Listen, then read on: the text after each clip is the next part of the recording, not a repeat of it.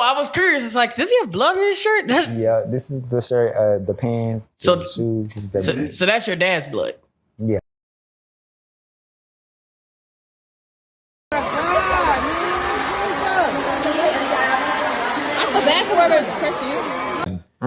You go stay with your granny. Yeah, and that night he told me if I come to the graduation, he gonna beat my ass. Oh, so it was a forewarning. I watched the longer version of this young man's explanation of why this particular situation went down between him and his father. Now, when he did the interview on Blue Couch, one thing I will say, I wasn't crazy about the fact that he was like wearing the shirt with his father's blood on it. And before he started explaining everything, because it kind of took away from the main message, right? So it makes it seem like he's just defiant before he even got a chance to explain. And as I listened to the interview, it's about a 45-minute interview. He was breaking down what happened and what led up to this fight. It's embarrassing. Like, you really walked up to your son telling this dude, let's go outside to fight because you told him don't come to the graduation. He came anyway.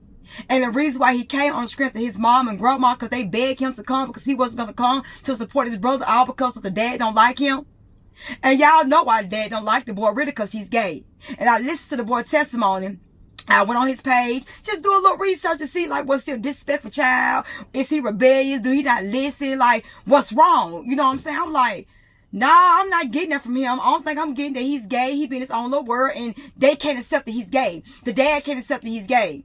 So the boy was saying that how he had a hard time growing up and how his dad used to always beat on him and hit him, just treat him like a black sheep of the family because he was gay. And I honestly can see that, y'all. And you know, us as being parents, y'all, we don't want our children to choose that type of lifestyle. But I be damned if I treat my child like he don't matter, he ain't my son because he's gay.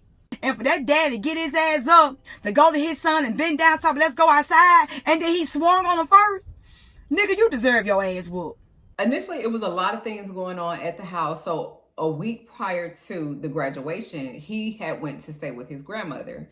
And his father basically told him, like, if you come to the graduation, it's going to be on. So he grew up in one of those households where it's like his dad was very domineering. And if his dad, you know, said, like, this is how it's going to go, he was very aggressive and just, you know, like, either you gonna listen or you gonna, you know, catch whatever I bring to you, whether it's a belt, whether it's these hands, whatever.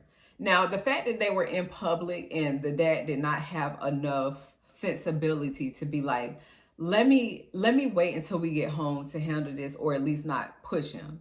And so he was thinking like, okay, if I go ahead and go to the graduation because it's my brother invited me, so why would I not come? Why would I not show up? And then his dad was like, well, he's going to fight. And then other family members are like, just come on. You know how he is. You know how he is. He ain't going to do nothing, right? And so then he come over there and you see him in the video where he like pokes him. And then the mother is trying to get the dad to go back to the seat.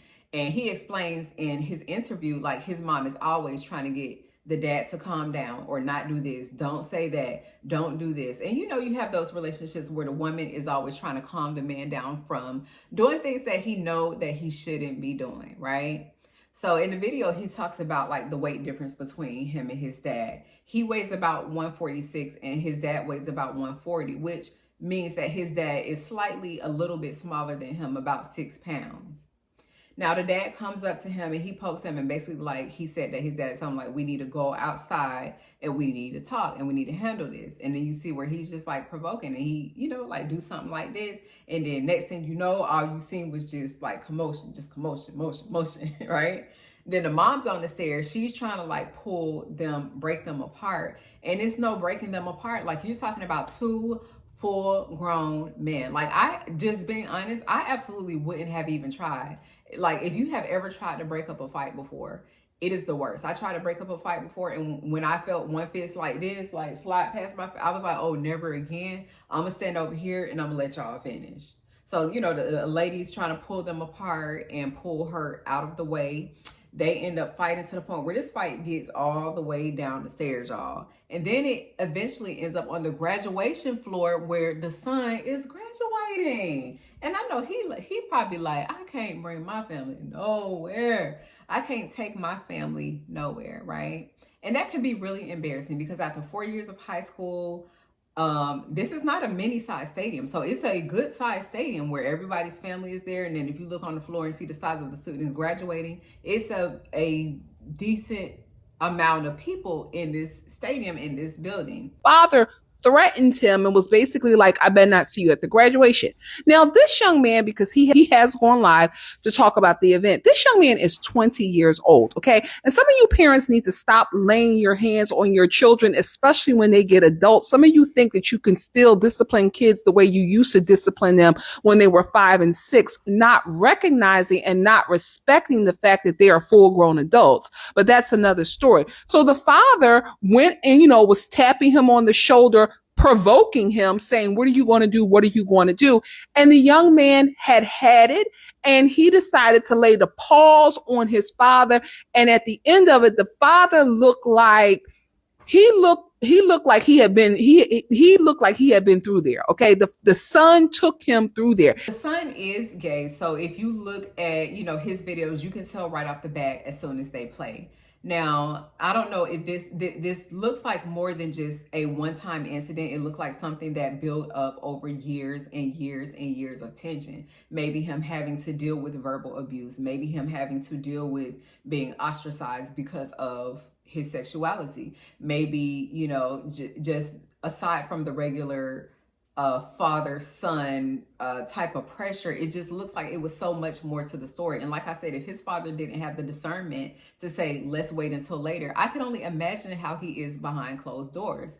Now, there are scriptures that talk about a child honoring their parent, that a child should honor their parent, honor thy mother and thy father so that thy days will be longer. Yes, that is in fact a scripture, but it is also a scripture that talks about not provoking your child, meaning not bringing your child to anger intentionally, or not just doing things to irritate and push your child and just push them overboard. Like, addressing it or even putting your hands on him like in front of this big crowd, I think was absolutely inappropriate. I think that the way that this young man should more so look at it and handle it, not like a thing where you have to go around doing interviews and talking about how you swept your daddy, because he did sweep his daddy. Now, we ain't gonna act like he didn't sweep his daddy, because baby, you saw his face after that fight, honey, baby, he turned that man every which way but loose. However, he shouldn't be going around like bragging in interviews saying how he basically, wiped his daddy down.